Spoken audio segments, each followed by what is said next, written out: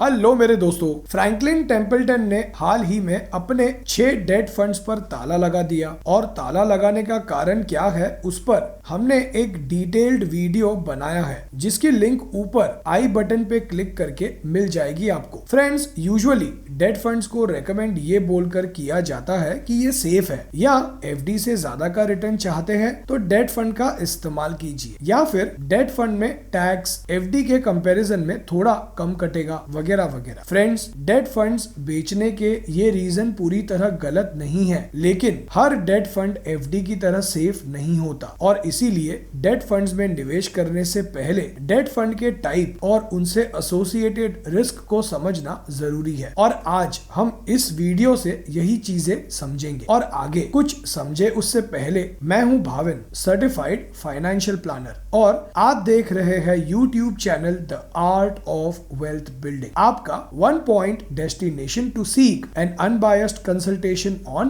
Personal finance. सबसे पहले तो समझते हैं कि डेट फंड होता क्या है और इनमें किन प्रकार के रिस्क हो सकते हैं, और इन रिस्क को समझने के बाद हम समझेंगे अलग प्रकार के डेट फंड्स को। दोस्तों, इस वीडियो को एंड तक देखिएगा, मैं प्रॉमिस करता हूं कि आपको बहुत कुछ सीखने मिलेगा। So let's begin. दोस्तों, डेट फंड होता क्या है, एक एग्जाम्पल के साथ एक्सप्लेन करूं तो पोल खोल कंपनी को अपना बिजनेस एक्सपेंड करना है और उन्हें इस एक्सपेंशन के लिए कुछ पैसे चाहिए और इन पैसों को रेज करने के लिए वो बॉन्ड्स इशू करते हैं। मींस वो बॉन्ड्स के रूप में पब्लिक से कर्जा लेते हैं जिन पर वो 10 इयर्स के लिए 8% रिटर्न देंगे हर साल, और 10 बरस बाद इन बॉन्ड्स की मैच्योरिटी होने पर वो आपका प्रिंसिपल अमाउंट लौटा देंगे। अब कई सारी म्यूचुअल फंड कंपनीज के म्यूचुअल फंड्स भी पोल खोल कंपनी के बॉन्ड्स में निवेश करेंगे, और जो mutual fund schemes debt instruments जैसे बॉन्ड्स वगैरह में इन्वेस्ट करती है उन्हें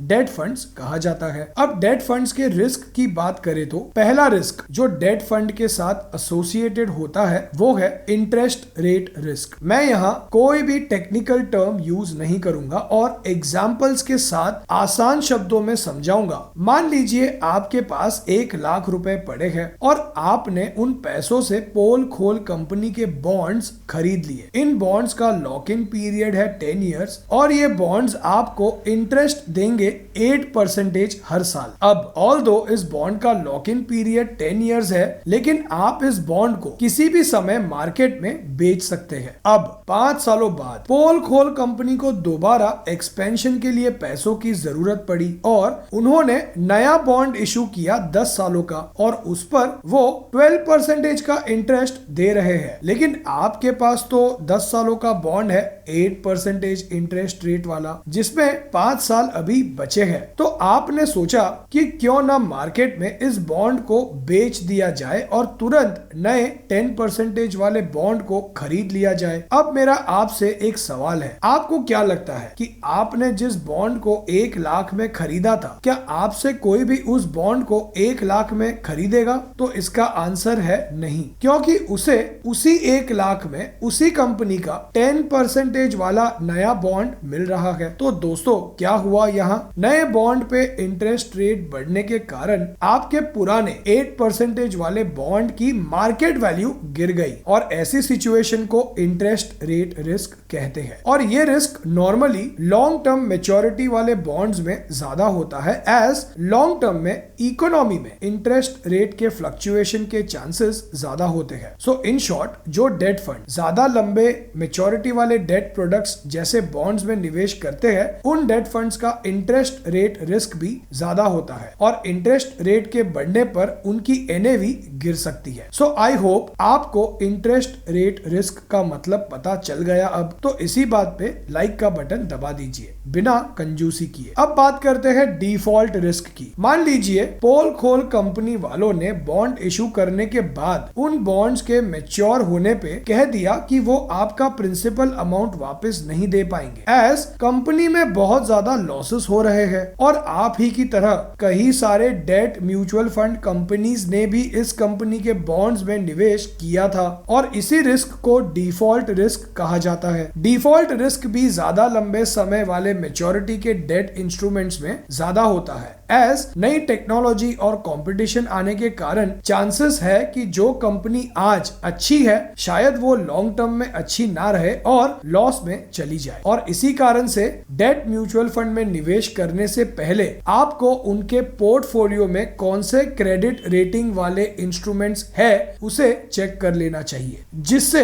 आपका डिफॉल्ट रिस्क कम हो सकता है। डिफॉल्ट रिस्क समझ आया तो अब सब्सक्राइब बटन पे क्लिक कीजिए और बेल आइकन पे क्लिक जरूर कीजिए। अब ये तो हमने समझे दो बहुत ही कॉमन रिस्क जो डेट फंड के साथ एसोसिएटेड होते हैं। तो अब समझते हैं मैक्युले ड्यूरेशन किसे कहते हैं। बिना टेक्निकल टर्म्स का यूज किए सिंपल भाषा में एग्जाम्पल के साथ एक्सप्लेन करूं तो चटपट नाम की म्यूचुअल फंड कंपनी का एक डेट फंड है और इस डेट फंड में वो अलग अलग कंपनी के डेट इंस्ट्रूमेंट्स जैसे बॉन्ड्स में निवेश करते हैं और इन अलग अलग बॉन्ड्स में से किसी बॉन्ड की मैच्योरिटी है 10 इयर्स, किसी की 9 इयर्स तो किसी की 6 इयर्स। सो इन शॉर्ट चटपट डेट फंड का मैक्युले ड्यूरेशन हुआ 6 इयर्स टू 10 इयर्स के बीच। सिंपल। और इस कॉन्सेप्ट को प्लीज याद कर लीजिए एज ये सिंपल तरीका है ये डिसाइड करने का कि कौन से डेट फंड में आपको निवेश करना चाहिए। तो अब आपको इंटरेस्ट रेट रिस्क और डिफॉल्ट रिस्क समझ आ गया और मैक्युले ड्यूरेशन भी समझ आ गया।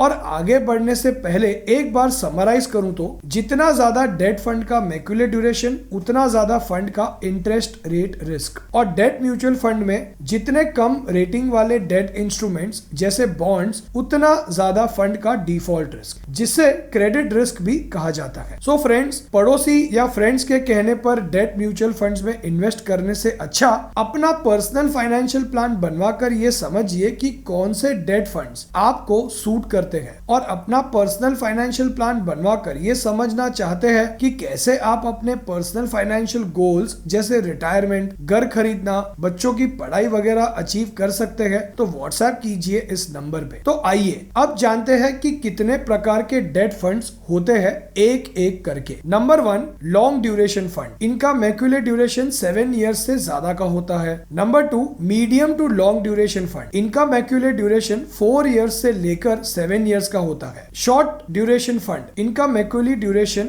1 ईयर से 3 इयर्स के बीच होता है। Money market fund. ये फंड मनी मार्केट इंस्ट्रूमेंट्स जैसे commercial papers, certificate of deposit etcetera में इन्वेस्ट करते हैं और इनका मैक्युले ड्यूरेशन 1 ईयर का होता है। Number 5, long duration fund. इनका मैक्युले ड्यूरेशन 6 to 12 मंथ्स का होता है। Number 6, ultra short duration fund. इनका मैक्युले ड्यूरेशन 3 to 6 मंथ्स का होता है। Number 7, liquid funds. इनका मैक्युले ड्यूरेशन 91 डेज का होता है। Overnight funds. इनका मैक्युले ड्यूरेशन 1 डे होता है। Dynamic bond funds. इनका मैक्युले ड्यूरेशन फिक्स्ड नहीं होता, ये अलग अलग मैच्योरिटी ड्यूरेशन वाले डेट इंस्ट्रूमेंट्स में निवेश करते हैं। Number 10, corporate bond funds. इन फंड्स का 80% अमाउंट AA+ और उससे ऊपर वाली रेटिंग के कॉर्पोरेट बॉन्ड्स में इन्वेस्ट किया जाता है। Number 11, credit risk funds. ये फंड्स बाकी फंड्स के कंपैरिजन में काफी रिस्की होते हैं एज इनका 65% पैसा AA और उससे कम वाले क्रेडिट रेटिंग इंस्ट्रूमेंट्स में निवेश होता है और ऐसे फंड का मैक्युले ड्यूरेशन ज्यादा हुआ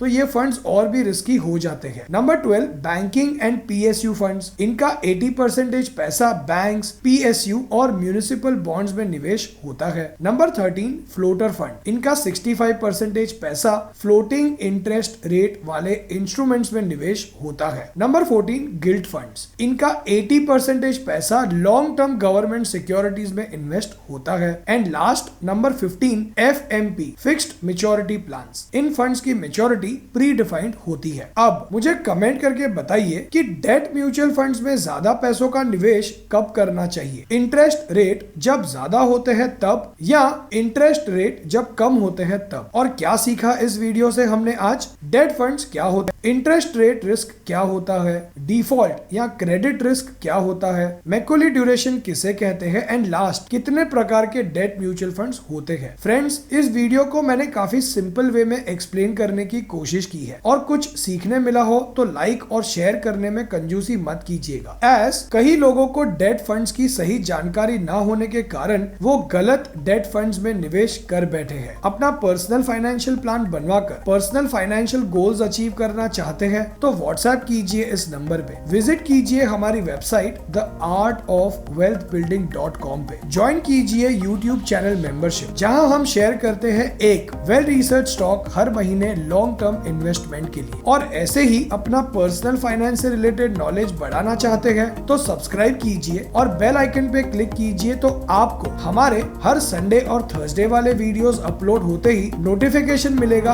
आपके स्मार्टफोन पे। And finally thanks for watching.